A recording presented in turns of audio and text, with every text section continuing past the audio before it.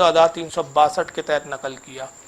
اب ایک حدیث بڑی پیاری میں یہاں آپ کو سنا رہا ہوں کہ اس وقت ایک بڑا ماحول بن رہا ہے کہ ایسے بھی لوگ ہمارے یہاں پیدا ہو گئے کہ جو شیخین پہ حضرت علی کو زیادہ فضیلت دے رہے ہیں، اور اس کو کیا سمجھ رہے ہیں کہ اہل بیت سے محبت کا حق ادا کر رہے ہیں۔ یاد رکھیے کہ اہل سنت کا یہ عقیدہ ہرگز نہیں ہے۔ اہل سنت و جماعت کا عقیدہ کیا ہے کہ انبیاء کے بعد، تمام انبیاء کے بعد سب سے افضل ترین جو ذات ہے وہ ابو بکر صدیق کی ذات ہے، اس کے بعد پھر حضرت فاروق اعظم، اس کے بعد حضرت عثمان غنی، اور پھر اس کے بعد حضرت مولا کائنات علی مرتضیٰ۔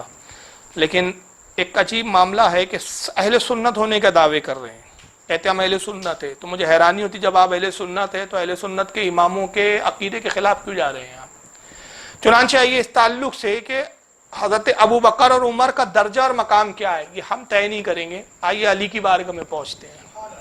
اب مولا کائنات سے پوچھتے ہیں کہ حضور آپ ہی بتائیں کہ رسول اللہ کے بعد اور انبیاء کے بعد کون سب سے افضل ترین ذات ہے، اور اس کے لیے ایسی کتاب جو تمام کتب احادیث میں سب سے معتبر ہے، جس کا نام ہے بخاری۔ اب اس سے بڑی تو حدیث کی کوئی کتاب ہے ہی نہیں جو اہل سنت میں مانی جاتی ہو، چنانچہ صحیح بخاری، اور صحیح بخاری میں کتاب و فضائل اصحاب النبی صلی اللہ علیہ وسلم، نبی پاک صلی اللہ علیہ وسلم کے اصحاب کی فضیلت کا بیان، اور باب کا نام امام بخاری نے جو نقل کیا وہ ہے قول النبی صلی اللہ علیہ وسلم لو کنت متخذا خلیلا۔ یہ ابو بکر صدیق کی فضیلت میں حدیث ہے، اس حدیث کا ٹکڑے کا نام رکھ کر ہی اس کا باب کا نام بنا دیا انہوں نے۔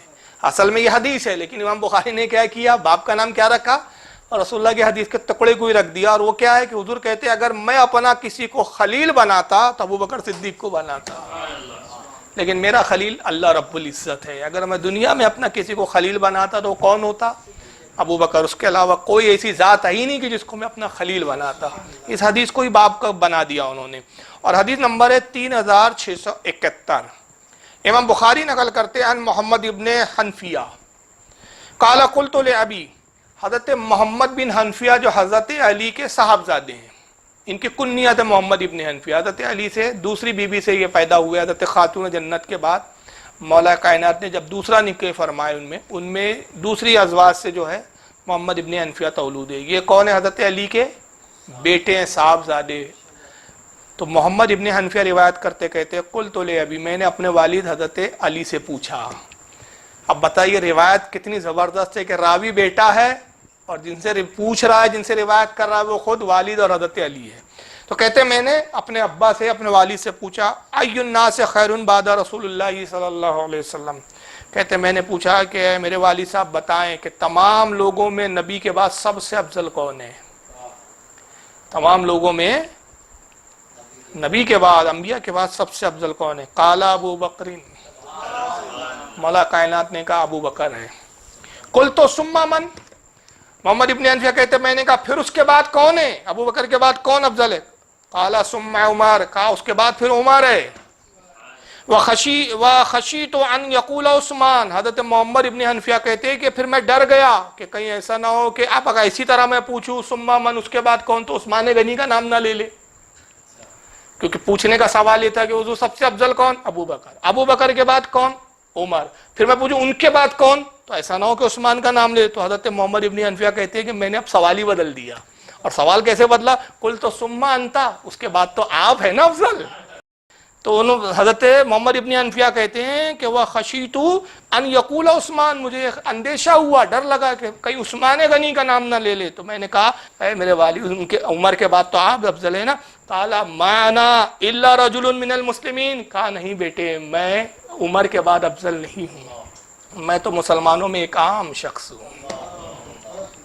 یہ عاجزی ہے، یعنی مولا کائنات تو عاجزی کر رہے ہیں، مسلمانوں میں اپنے آپ کو ایک عام شخص بتا رہے ہیں، یہ ان کی عاجزی ہے۔ ورنہ اہل سنت کا اجماع یہ نہیں ہے اس پر کہ وہ ایک عام صحابی ہے، ایک شخص نہیں۔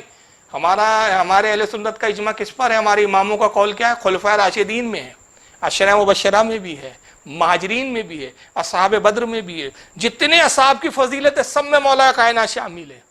مگر جہاں تک افضلیت کا سوال ہے تو ابو بکر اور عمر کے بعد ان کا درجہ ہے۔ بعض نے اس پہ اختلاف کیا، بعض کہتے ہیں کہ حضرت عمر کے بعد عثمان غنی ہے، لیکن جمہور کا جو اجماع ہے، جمہور کا کچھ علماء اس طرف بھی گئے کہ وہ حضرت عمر کے بعد حضرت علی کو افضل قرار دیتے ہیں اور اس کے بعد چوتھے نمبر پہ عثمان غنی کو رکھتے ہیں، لیکن جمہور کا اجماع یہ ہے کہ تیسرے نمبر پر عثمان غنی، چوتھے نمبر پر حضرت علی ہے۔ ابھی ہم تیسرے اور چوتھے کی بحث میں نہیں الجھ رہے ہیں، چلو ہم یہیں تک بات کر لیتے ہیں کہ خلفائے راشدین میں چوتھے نمبر پہ یا تیسرے نمبر پہ تو علی ہے، اس پر تو اجماع ہے۔ مگر مولا کائنات کی عاجزی دیکھیے، کہتے ہیں ما انا الا رجل من المسلمین، میں نہیں، میں تو ایک عام مسلمانوں میں سے ہوں۔